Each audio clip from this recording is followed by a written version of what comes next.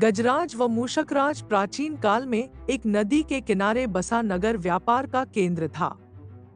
फिर आए उस नगर के बुरे दिन, जब एक वर्ष भारी वर्षा हुई। नदी ने अपना रास्ता बदल दिया।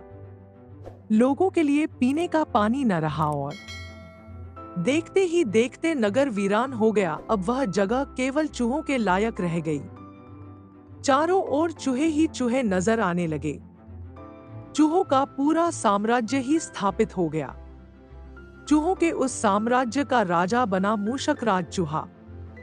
चूहों का भाग्य देखो, उनके बसने के बाद नगर के बाहर जमीन से एक पानी का स्रोत फूट पड़ा और वह एक बड़ा जलाशय बन गया।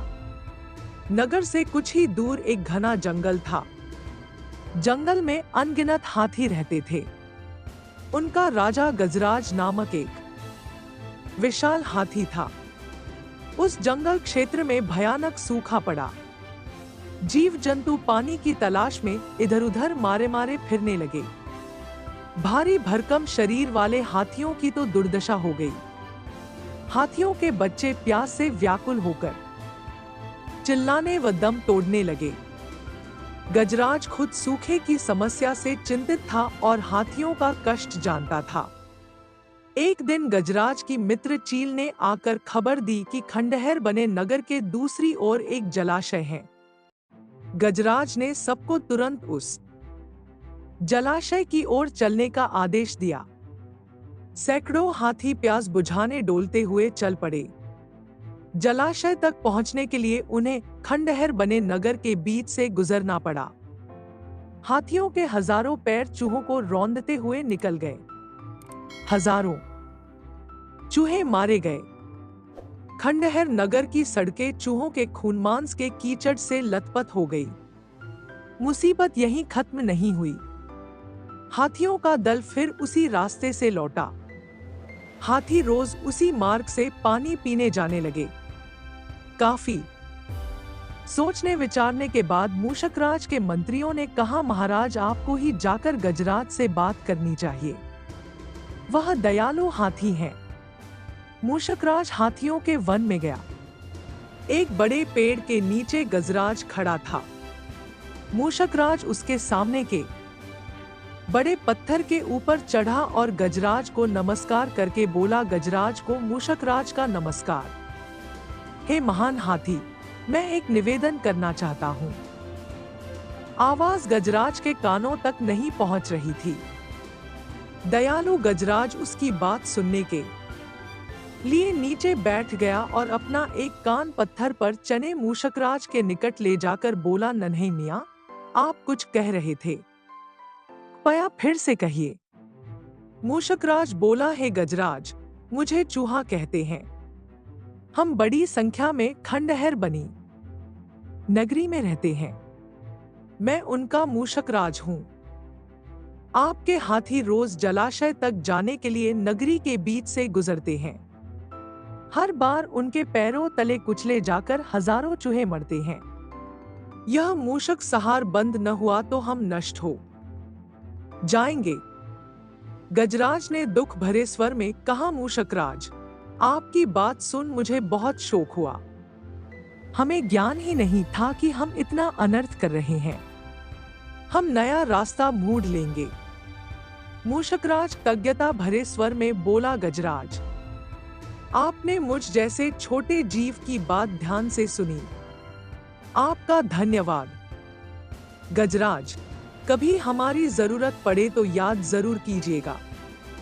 गजराज ने सोचा कि यह नन्हा जीव हमारे किसी काम क्या आएगा, सो उसने केवल मुस्कुराकर मूषकराज को विदा किया। कुछ दिन बाद पड़ोसी देश के राजा ने सेना को मजबूत बनाने के लिए उसमें हाथी शामिल करने का निर्णय लिया।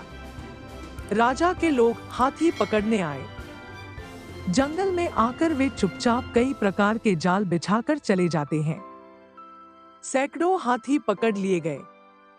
एक रात हाथियों के पकड़े जाने से चिंतित गजराज जंगल में घूम रहे थे कि उनका पैर सूखी पत्तियों के नीचे छल से दबाकर रखे रस्सी के फंदे में फंस जाता है। जैसे ही गजराज ने पैर आगे बढ़ाया रस्सा कस गया।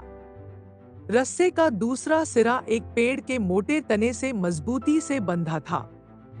गजराज चिंघाड़ने लगा। उसने अपने सेवकों को पुकारा, लेकिन कोई नहीं आया। कौन फंदे में फंसे हाथी के निकट आएगा? एक युवा जंगली भैंसा गजराज का बहुत आदर करता था। जब वह भैंसा छोटा था तो एक बार वह एक गड्ढे में जा गिरा था। उसकी चिल्लाहट सुनकर गजराज ने उसकी जान बचाई थी। चिंगाट सुनकर वह दौड़ा और फंदे में फंसे गजराज के पास पहुंचा। गजराज की हालत देख उसे बहुत धक्का लगा। वह चीखा, यह कैसा अन्याय है? गजराज बताइए, क्या करूं? मैं आपको छुड़ाने के लिए अपनी जान भी दे सकता हूं। गजराज बोले, बेटा तुम बस दौड़कर खंडहर नगरी जाओ और चूहों के राजा मूषक राजा को सारा हाल बताना। उससे कहना कि मेरी सारी आस टूट चुकी है। भैंसा अपनी पूरी शक्ति से दौड़ा मूषकराज के पास गया और सारी बात बताई। मूषकराज तुरंत अपने 20-30 सैनिकों के साथ भैंसे की पीठ पर बैठा और वो शीघ्र ही गजराज के पास पहुंचे। चूहे भैंसे की पीठ पर से कूदकर फंदे की रस्सी कुतरने लगे। कुछ ही देर में फंदे की रस्सी कट गई व गजराज आजाद हो गए। सीख, आपसी सद्भाव व प्रेम सदा एक दूसरे के कष्टों को हर लेते हैं। दोस्तों, आपको ये कहानी कैसी लगी? कमेंट में हमें जरूर बताएं। मुझे आशा है कि आपको इस कहानी से बहुत सीख मिली होगी। तो चलिए मिलते हैं अगले वीडियो में, तब तक के लिए जय हिंद।